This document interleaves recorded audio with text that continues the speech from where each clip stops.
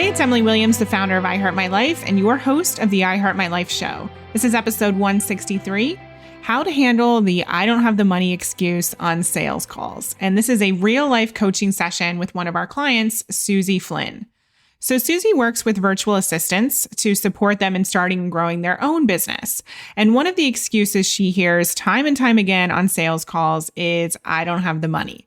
So today we're talking a little bit about how to move through that excuse to support your clients in, number one, finding the money, but also understanding what needs to shift within you in order to be more bold, to support them in having an honest conversation about money, as well as what you need to tweak in terms of your actual process on the call. So if you have ever come up against that excuse, this episode is for you. We're going to touch on a few different key elements to really support your clients in saying a yes instead of getting stuck around the money, because honestly, it is never about the money. So let's dive in. Are you a coach looking to hit that coveted six-figure milestone? Are you looking to better understand how to map out your revenue so you actually reach your financial goals in the coming year? Do you want to get more clarity on who your ideal client is, what program is going to help you get financial wins, how to shift your mindset to become that six-figure earner? If so, keep listening. I'm hosting a brand new masterclass called How to Create a Six-Figure Coaching Business this year on January 18th, and you are invited. All you have to do is go to iheartmylife.com/6/figures. We'll put the link in the show notes, don't worry, but that's iheartmylife.com/6-figures, and you'll be able to sign up for this incredible training. So we really believe that anything you desire is possible for you and meant for you, and that includes wealth and abundance. So if you want to know how to make it a reality this year, that six-figure level or even more, this training is going to show you exactly how to do that. I'm also going to take your personal questions, so you're going to want to tune in live. All right, so go ahead and sign up, iheartmylife.com/6-figures, and make sure to save your seat. We are so excited to see you there and support you in your next level growth. Awesome, Suzie. So I'm so excited to have this time with you and to support you in your next level. I know that today you want to talk a little bit about sales and overcoming objections. So if you can just reiterate what the question is, then we can go from there. Yeah, I just really want to know how I can better support my clients in terms of dealing with their fears and objections around committing to a coaching program, especially when some of them are not working. So when some of them have been made redundant, and really around the fear of investing the money and the fear of, will they get a return on the investment, and just helping support them, pressing that button and knowing that they're making the right decision and they're going to get the results and they can step into making that decision with confidence. Yeah, I love this question. So when people get on the phone with you, they're obviously excited about potentially working with you. They want to start their own business or they want to grow their VA business, but ultimately they say that they don't have the money or it's too expensive. Is that accurate? Yeah. So I spoke to someone the other day and she was like, when I said, this is how much it costs and there's a payment plan and we can make this work for you, it's almost like they go into excuses. Different people are different, obviously, but this lady in particular was like, well, I need to do this first and I need to sort that out first. And it feels like a lot of excuses. And I understand that kind of going into fear. And I really, really want to support them. But I find myself sitting there and thinking, well, how long is this conversation going to go on? Are they going to just keep making excuses? How do I get them past where they're stuck and where they're kind of saying no for now and actually get them to make a decision on the call instead of just waiting and then booking in a follow-up call and then not necessarily coming back to that call and perhaps hiding a little bit because they're not ready to move forward? Yeah, great question. Okay. And so right now, what is the way you normally handle this when they have all the excuses? What do you say at that moment on the calls right now? I think when they say they don't have the money, I ask them different questions. I ask them if it's just the money, is that the only objection that they have? And often it is. And I share my story about how I invested. I empathize with them. I say, yes, I completely get it. But if you're going to move forward in your business, you will move forward much faster. And by week 3, you'll be in a position to start getting clients in through the door. So you will get a return on your money, on your investment if you trust the coach and if you follow the coaching. And then I share some client stories from time to time to explain to them like what other clients have got and the results that they've got from leads in their business in the first few weeks to occasionally a client in the first few weeks. Okay, great. So one of the things that I would do right away, and I know that you do this because I've seen kind of your step-by-step process, is getting clear on their desires. And if they did have the money in their pocket, would it be a full yes for them right now today? And I know you're kind of touching on that, but that's the most important thing first and foremost is to get clear, like, is this an actual yes for them? Because we both know it's very rarely about the money because we've seen people, find the money, borrow the money, take out the money, max out credit cards and actually make it happen because the desire is there. So oftentimes it's about them not trusting themselves, trusting that they're actually going to go all in, trusting that they are going to get that ROI. And it comes down to fear and insecurity and doubt. So first and foremost, I would want to ask them, okay, thank you so much, for sharing that this feels a bit icky to you. It feels like it's a lot of money, feels like it might not be doable. Let's just put that to the side for a second. I'd love for you to tell me if you had the money in the bank, if it literally was right there, would this be a yes for you? Or would there be anything else that's coming up for you about this decision that would make you, hesitate? Let's talk about it. Let's really air that right here today so that I can support you. And ultimately, I love to tell people from the very beginning, this is not about you saying yes. This is about us getting to a clear yes or no.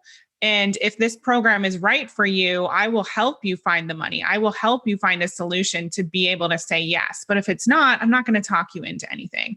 So I like to start with that so people understand that this is not a conversation about, it's not about a pressurized conversation, but it is about them getting to a clear yes or no. So that's always the objective I have in my mind.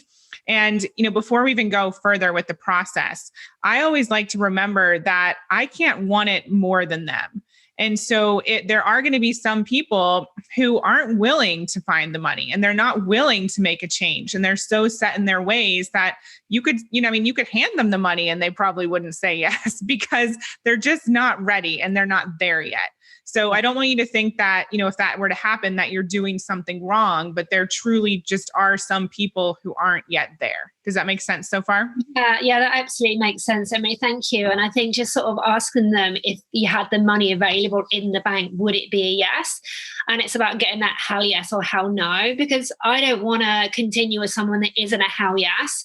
And I don't want to waste their time and I don't want to waste my time. And I feel like let's respect each other's time and make sure that I'm of service to you.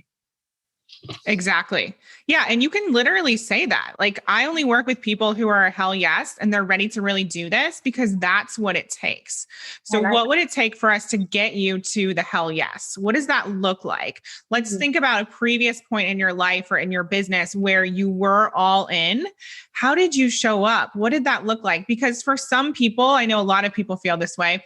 We hear it all the time. They have sort of like PTSD from doing courses and not actually completing them or moving forward with something and then it didn't work out. So we want them to get into the vision of like, when was the last time you were successful at something? What was the energy you brought to the table? And how can we transfer that experience to this experience? What would that actually look like? Because ultimately we want to bring them back to the desire, bring them back to the thing that they really want to create and have them see that this is possible for them. They might not know the how, but that's where you come in because you're here to support them in the steps to take right here on this call. Yeah, that makes a lot of sense. It definitely makes a lot of sense. And I feel like, especially recently, that I've had a fair few number of leads that have been sitting on the fence and they've been so close to saying a yes. And I try and feed them back into the desire. And I'm using the influence model a lot more now, which is really, really helping. And you can really see that light bulb switch when you feed them into the vision and you say, well, what would be the consequences if you didn't take action today? And they're like, oh, and it really kind of brings them back to earth. But I think bringing in an element of that, what would make it a hell yes? If you had the money, would it be a hell yes? And just getting that commitment from them. Yeah. And I even explain the psychology of what's going on because a lot of people don't understand their mind. And now, the work that you've done previously, the work that we've done together, you have so much knowledge. And so I would explain to them and just say, I want to share, if you're open to it, what I'm observing. And say like, this is what happens when we get to this place where, we can either go one way or the other. The mind tries to stop us. It tries to tell us that we can't do it, or we don't have the money, or we're not confident enough, or whatever it is. And so I really want to support you in getting to the root of what's going on here, because you literally just told me that you want to do this. You want to create this successful business. You want to have these sales. And now you're telling me you can't do it. And so we want to figure out what's actually going on. And so I'm observing some hesitation. I'm observing some fear here, or literally just ask them, what is it that's coming up for you? Yeah. And you can say really quick, normally it's not about the money for people. I've had people find the money, and people who told me they didn't have it, and the next breath they said, oh, you know what? Actually, I have this savings account, or somebody owes me the money. And so let's really get clear on what this is actually about.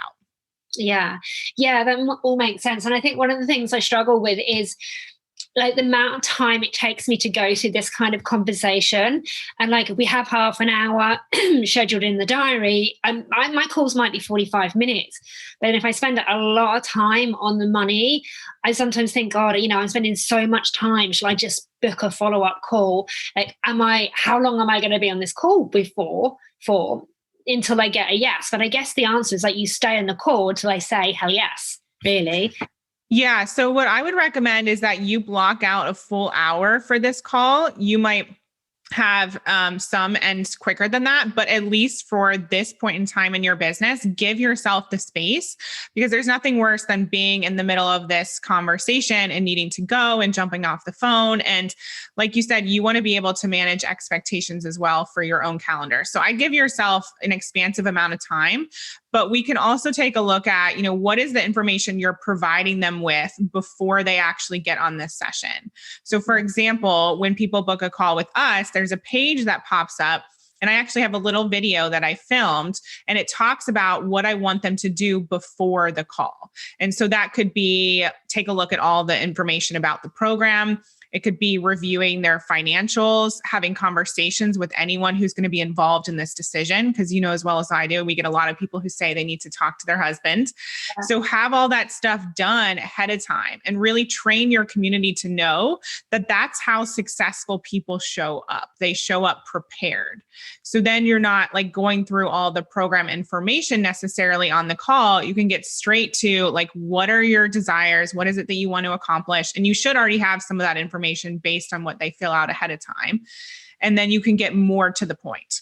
Yeah. So at the moment, and I need to work on my Calendly link and update the questionnaire, because I do have some questions in there, but I want to look at going more in depth and really, as you say, getting them prepared, successful people, prepare to get into action, and really put some more stuff in there, because I am still getting the odd no-shows or people booking and not showing and booking again. And there's got to be a limit to that. I really want to make sure people come to this call like really willing to, make a decision one way or the other. But, not just like, I want to pick your brain, because it's not about that. It's about service and helping them move forward instead of having them kept stuck where they currently are. Yeah. So let's talk a little bit about that, because the process is great and we can talk more about what you say and the questions to ask. Yeah. But is there any part of you that feels like you might be holding back at all on these calls when the money objection does come up? Yeah, definitely. I definitely feel that I hold back, and I start telling myself in my head that, we've been on the call for like, say, 45 minutes. How long am I going to keep them on the call for? I generally have enough time in my diary to run on, but I don't know. I know I can check in with them. But I guess maybe there's a link to feeling perhaps a little bit guilty about pushing them, but it's not about pushing them. And I think that's the mindset shift, isn't it? Knowing that I'm not pushing them, I'm supporting them, and I'm coming from a place of service. Like I've been following up with a lead. over the last week. And I know she's a hell yes, and she just needs some support getting to where she wants to go. She's got a little obstacle. I said, let's jump on a call because there's a solution to every problem. It's just a case of finding it. So we're going to talk tomorrow, and I just really want to help her move forward. Yeah. So I love this. And thank you for sharing that so openly. What I would love for you to think about is reminding yourself on a regular basis that you can only help people if they're in your program. Because I know that you really want to help. I know that you have a service, a heart based in service, and you want to support people, but that can only really happen to the level that you want it to if you're working with them privately. And so really make it your duty to be as bold as possible on these calls and to support them, because people want to see that you are a coach who's going to hold them accountable. You're somebody who's going to wake them up when they're, throwing out excuse after excuse as to why they're not getting results. I even had somebody message me today and she said, "Oh, I thought of you to do a money mindset training on my podcast. Because I remember when I saw you at a live event, you were so direct and to the point, and you didn't let us get away with anything."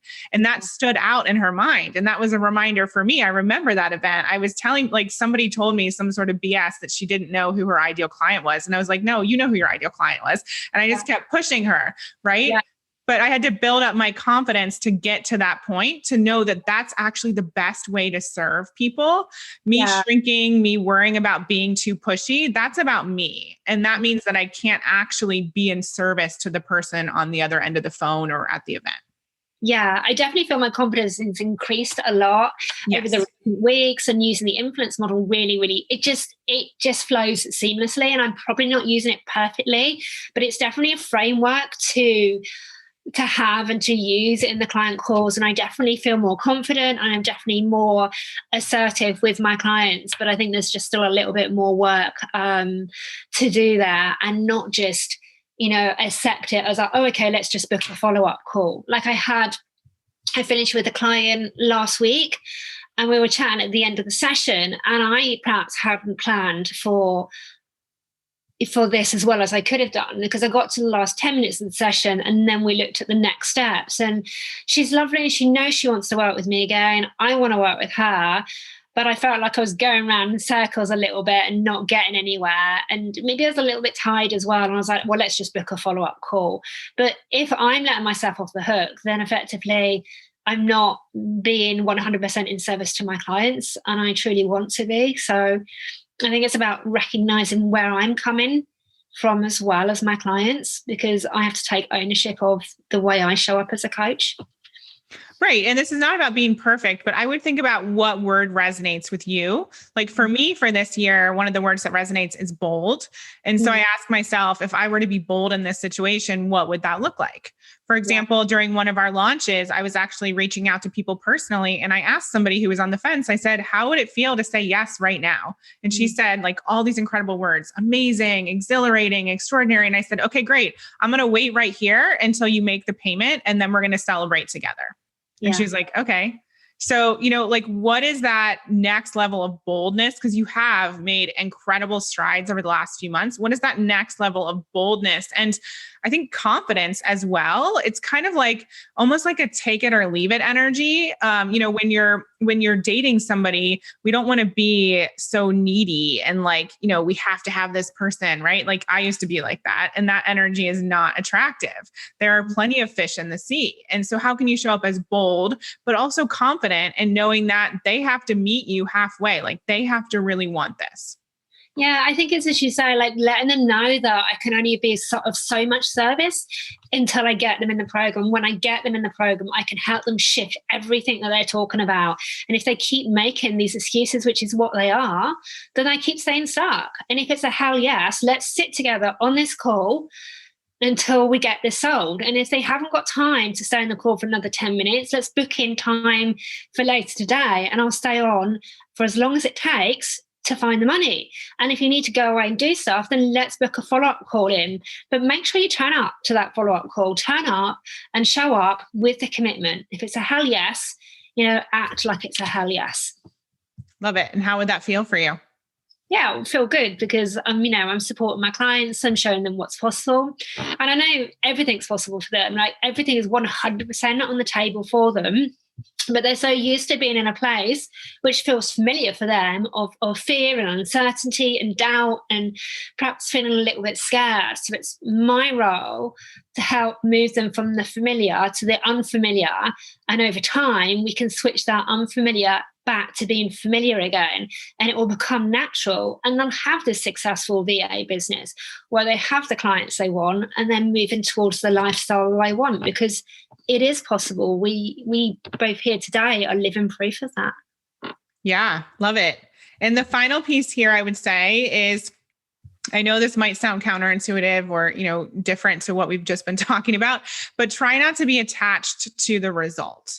So you can only do as much as you can do. The whole point is for you to know when you lay your head down at night that you did all that you could and you showed up as your best self, and you were, supportive of them, but also you were bold and you were able to reflect back what you were seeing. But again, we can't want it more than somebody else. And so remember that even if somebody isn't like a full yes right then and there, they can still come back around. And I know that you know this, that there's so many sales in the follow-up as well. We've had people come back around after years. Yeah. And so just really maintain that conviction and that faith that your clients are out there. And I would say take a stand for people who are ready to go all in and be excited about working with you. Yeah. Because we do talk about overcoming objections, and there's no excuse in the book that means you shouldn't move forward. But at the same time, you deserve to be with people and to have clients who are excited about spending this money. And that was a big aha I had even just a few months ago. I was like, you know what? Why are we expecting for people to come with an excuse? Like, I want to energetically invite people into our company who are like, I cannot wait to sign up and spend this money because I know what this means for me. Yeah, I really resonate with that, because I feel like I've been sitting more in a place of feeling into what is possible for my clients and getting really, really excited and really feeling into that emotion. And I know my clients, they see that in me. They see my excitement. They see my passion. And I am 100% excited for the clients that sign up and those that are about to sign up, because I know when I started my business, I just threw spaghetti against the wall before I hired coaches and mentors, and it just doesn't stick. And I know what's possible. They don't, but I do. And I always like to say to them, like, I have a different mirror to you. This is the mirror that I hold up for you. This is what I see in this mirror for you. I see something different. I know what's possible for you. And I do truly get excited with the clients that are a hell yes. And then it's just that next step of like, okay, they're a hell yes. We need to figure out how we can put the practical pieces in place so they can actually take action and move forward and just bring everything together, because it's all possible, right? It's all possible. Totally. Have you ever made an ideal client checklist where you literally wrote out the person you want to attract? Yeah. I've done the whole ideal client avatar. Yeah, I know her name. She's married, 2 kids, dog, lives in London, all of that stuff. Yeah, so I probably need to revise it, but I've done it, absolutely. And I focus on that kind of one person. Yeah. So I would add, if it's not already on there, that this person has the money and they're excited about spending it, like some sort of minor tweak to add in that level of excitement, because there are people out there who will pay for your program. I know that you know this, but I'm just reminding you, for you, obviously, and everyone listening, that we want to get crystal clear. Like, this is a person who is available for coaching. She is ready to receive this. She's ready to invest, and she's ready to go to that next level and say a big yes to this program. Yeah, exactly. There are clients out there, and I think that's what I need to hold in my mind's eye, that there are clients out there that are sitting there with the money, excited to be building a VA business, but they just want that person, that coach, to show them the way and give them direction. And that person is me. There are people, and I know that I had a little bit of a mindset block around assistants not being able to afford my coaching, but I've had 2 people into my 12-week coaching program this month. One lady signed up full and got a bonus session because she paid within 24 hours. And we had our first call and it went so well. And I'm so excited to support her. It's just magic. I love it. I love that. Yeah. And then the next piece, the final thing I want to cover really quick is the marketing component. So when you get those rock star clients, and I know you're doing this because you're in one of our programs, you're tracking where those people are coming from so we can find more of those people and really sharing everything you just shared here, share that outwardly, share it on social media, on LinkedIn, whatever it is that you're using so that people can start to see that others are getting results, because obviously we're proud of our work, we're proud of our programs, but when other people speak about your work, that speaks volumes, for lack of a better phrase. And so we want to get the marketing out there, like when your clients have successes, when you have a new person sign up. Again, this is another place to channel that bold marketing and that bold energy. Yeah. Absolutely. I'm great with marketing. I'm consistent. And I checked an ex-client's profile the other day, 6 weeks after finishing, and she'd happened to post that she'd taken 2 clients on in a business. And I commented, snapshot it, and use that as social proof. It's in a public forum. And I'm just, I saw it and I was so proud and so pleased. And she just commented and said, help me thank you for helping me get past the fear and effectively making this possible. Yeah, it's amazing. I love what I do. Is there anything I can do to further support you, Suzie? I feel good. Yeah, I think I'll just re-listen to this later. And I think the big key takeaway was helping them, just addressing with them, is this, if you had the money, would it be a hell yes? Would it be 100% yes? And if it's not 100%, what is it that you would need to have in place to get it to 100%? Do you need to know more about the program? Do you need to know more about me? Do you need to know more about the client results? But I think that was quite a key insight. So I'm definitely going to apply that. And I've got a call in an hour and a half. Awesome. So keep us posted. Thank you, Suzie. I'm grateful for you. I appreciate you asking this question because I know other people have the same question. It's a big one. So thank you so much for your time. And thank you for having me today. I hope you loved today's episode. Remember, you could qualify for a chance to win a one-to-one session with me in our incredible I Heart My Life membership. We're opening up the doors very soon, so make sure you get on the waiting list by going to iheartmylife.com/membership. You can also sign up for our incredible webinar that's happening in just a few weeks. It's called How to Make 6 Figures in Your Coaching Business This Year. We are so excited to support you in going to the next level and really understanding what it's going to take to reach your own financial goals. And of course, learning a bit more about how to overcome objections on sales calls so that you obviously sign a lot more clients in the years to come. So go to iheartmylife.com/6-figures to sign up for that incredible webinar happening very soon. We hope you loved this episode. Thank you so much for being an avid listener of the I Heart My Life show. Take a second and leave a review. It would mean so much to us, and we read all of them. And for further inspiration and life and business tips about creating a life that you love and achieving massive success, definitely follow us at I Heart My Life on Instagram and at I Heart My Life Now on Facebook. See you next time.